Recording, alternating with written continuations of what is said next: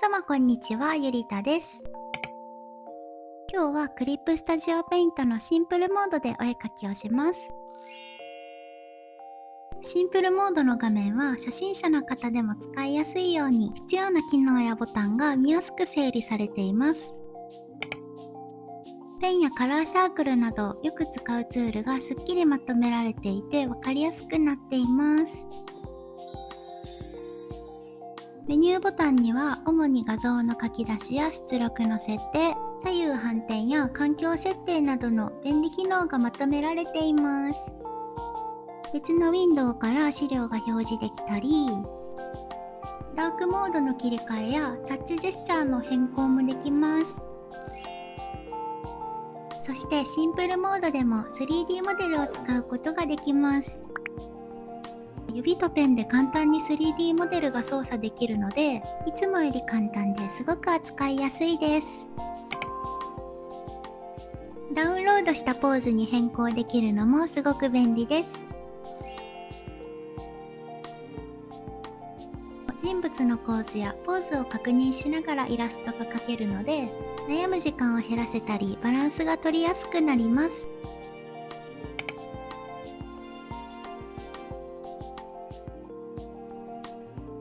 はい、というわけでこちらの下書きを線画から完成までシンプルモードで描いていきたいと思います。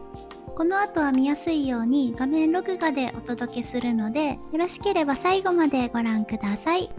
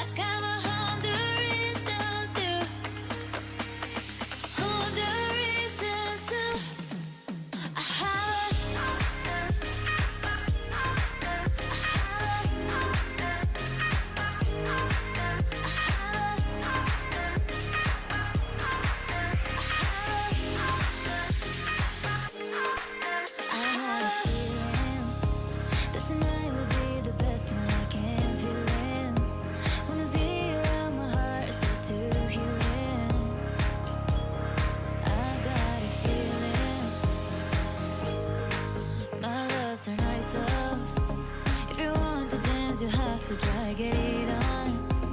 Just you and me, forget about the time gone. About the time